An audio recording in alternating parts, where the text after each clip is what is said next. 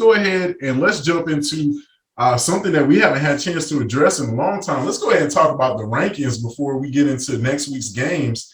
Okay.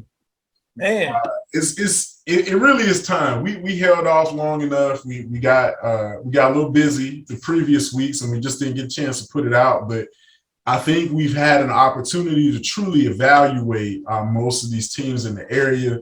I think we were in years past. Normally, we wait about until week 3 to put it out, and we just kind of missed it by a week. But we definitely took some time with this one to really evaluate teams and really looking at how they're winning, where they actually belong in the rankings. So let's go ahead and run it down.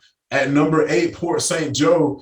And for me, I think we debated this a little bit if they should be higher or not, but they came in at number 8. I'm okay with it. But Sharks having an amazing season. And, we just listed out their, top performers and, went over that great win they had against WeWa the other Friday. And they are hitting their stride. They look like a complete ball club. We saw them early on in the year. DJ Oliver's having an outstanding year. You got Colin Amundsen, you got Nick Jefferson, you got weapons all over the field. Just this team looks like, a complete team to me. And I think I wouldn't be surprised to see them move up on this list, barring that they continue to, win, moving on through the season and down the stretch. Yeah, Mark, we got a chance to see them up close and personal, and we were impressed with how they run the offense. I got a chance to see them twice, and I was impressed. I mean, these guys get after. They play well on defense. The offense, they got a nice setup on offense. They got a great quarterback. They got 2 great running backs. A tough team to deal with. The only problem there is for them is that in that 1A division, it's a lot of good teams. Yeah, you might be a great team and don't go down the road. Yeah, we were debating, especially looking at Sneeze just hanging on the outside of that list, and then Madison, hanging on the outside of that list. And it's just you only get so many opportunities to prove who you are. And this season has already reached its midway point, going into week number 5. So, we'll see. I look for number 7 to move up, and that's Monroe. Monroe at the number 7 spot. I love this team. Love them. Like watching them, got playmakers all over the field. They're not, in terms of numbers, they're not a big team. But the guys that they do have are reliable. They're solid. Many of these kids going both ways. I like what Coach Leckie has done. Being that you are now, I think 14 regular season wins. I think they've tripled their total over the last 4 or 5 years. And, what he's doing with Monroe is really taking them to the next level. I love what's happening over there. And this is one where I look to see Monroe move up this list. They definitely, in my opinion, should be higher, but I think we just kind of came to an impasse. 6 is the Swanee Bulldogs. Like I said, tough loss. They were playing great prior to that. I think they just ran into a team that was really, really dominant on the offensive line, kind of revealed some stuff. Mark, a lot of times we don't know what's going on behind the scenes. Every team has a bad day. What we're going to give them is a mulligan. We're going to give them that one. I'm thinking they're a better football team than what they showed last Friday. Yeah. So let's go up to number 5, Bluntstown. Tigers, man, having an excellent season. They are, really, in my opinion, one of the better defensive teams in the area. Looking at how they're going methodically, this team just capitalizes off of opportunities. This is a team that could be on the move. Mark, they were in the state finals 2 years ago, so these guys are used to playing this kind of ball. They're playing well. Look like every week they don't just score; they put up big numbers. Absolutely, coming in at number 4, Lincoln Trojans. They've got weapons offensively. The defense is absolutely, especially at the linebacker position between Raylan Wilson and LaRoche. it's just hard to think that, you know, the loss at Mosley just came, you know, really just at a bad time. That was one of those where I know that every member on that Trojan team would like to have that one back. Missing a couple of guys due to COVID. You know, anytime you just feel like you can't go out there and play your best, whether it be because you're missing personnel or because, you know, field conditions or whatever the reason may be, you just want to have it back. You want to be able to, because this is a team that, for all intents and purposes, you know, looks like, you know, especially when you saw the Bartram Trail come back win, like this is a team that looks like they should be dominant. And that just was not the performance that they gave at Mosley. They fell in our rankings a little bit. And I think that, you know, looking at the rest of the season, it'll be tough. They still have a few games on their schedule. I look for them to be one of the more dominant. I look for them to still be a dominant team in the city, but well, Mark, they're in a tough district. They got Ricketts, which is playing very well, and that game is bigger than it's ever been. And you know, the Trojans, they have to show up the rest of the season to make the playoffs. And so at number 3, Wakulla War Eagles, great win over Godby. And it looks like they've recovered from their early loss in the year at Ed White, and you know, really was a close, hard-fought game. This Wakulla is tough. They are bringing, especially defensively, they're bringing their A game, and this is where, you know, it just gets hard, you know, when you play the War Eagles. So I think they're deserving of this spot here. And then at number 2, you have the Ricketts Raiders. Really, like I said, man, this is the team that we thought that they were. They are performing at a level that we thought that they would be at. Townsend is leading the team with a lot more experience. They make smart decisions. This is a very smart team. I mean, when you look at them and how they play at Crestview, they just made smart plays to not put themselves in a bad situation. It's little things. And I think that, you know, Coach Lewis should be very proud of how his guys are hanging in tough road environments. Yeah, Mark, they had an opportunity to watch them this spring. Coach was really excited about, even though they lost a lot of good talent the year before, but he was excited about the bunch he had coming back. And I think they do a great job over there with those kids. And Mr. Townsend made things happen. He's one of the best athletes. It's not, as say he didn't want to be a quarterback, but he's one of the best athletes playing quarterback in the area. And if they keep this up, I mean, you know, maybe they get hot enough to get back to the finals again. At the number 1 spot, no surprise here, Florida High Seminoles. They're coming off of their bye week and really at a good time for them to rest up, heal up. We'll see if Trey Donaldson comes back in. If not, when I last spoke with him 3 weeks ago, he said it'll be a couple of weeks. And they're not hurting. Drew Farrell's doing an absolute hell of a job manning the team.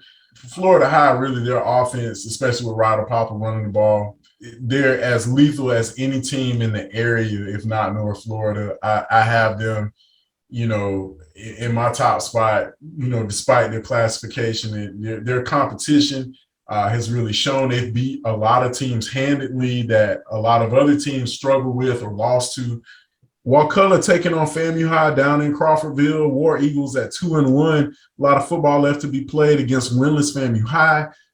War Eagles still trying to War Eagles also hitting their stride as well, coming off of a big win against a big rival. Always sets you up well going into the next week. Baby Rattlers definitely going to have their hands full. And I think that, you know, Wakulla, you know, will look to kind of, you know, take this one at home. Madison County looking to bounce back, but they've got Florida High coming to Boot Hill. Yeah. And this is going to be a real interesting game. That's going to be a heck of a matchup. You know, you come off a game. I know they're down. They're not used to losing in Tallahassee. And then they got to come back. They got to come back and play Florida High, which is rated in our area the best team around here. I'm not sure how everything works out, but this will be a real interesting game. Definitely Cowboys are going to have their hands full.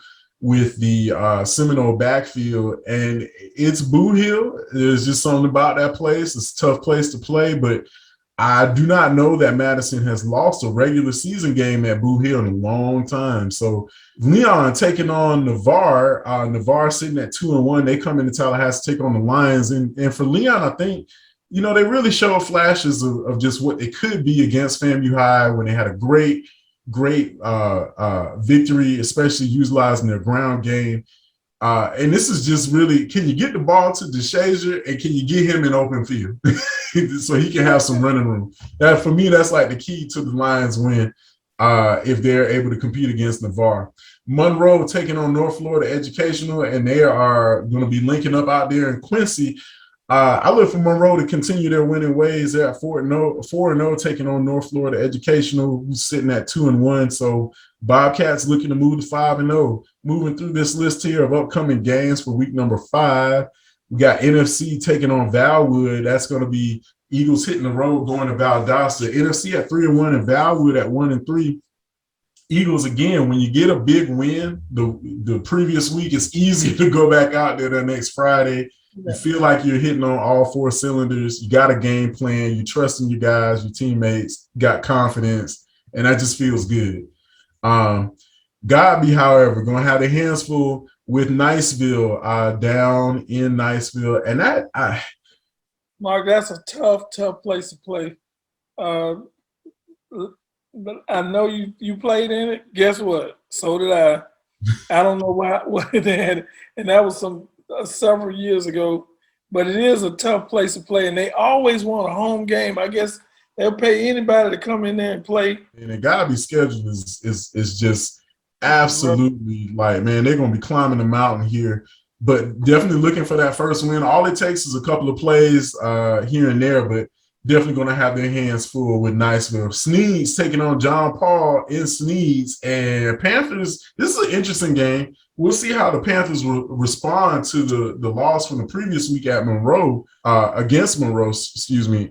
Does John Paul kind of pull it back together? They still got a great football team, plenty of weapons. Can you provide some protection for Tremaine Hughes and kind of get him in open space? Because that should be a great matchup. I think these two teams, both of them, coming off of losses from last week, and I'm sure they licked their wounds and got back to work, and it should be pretty exciting.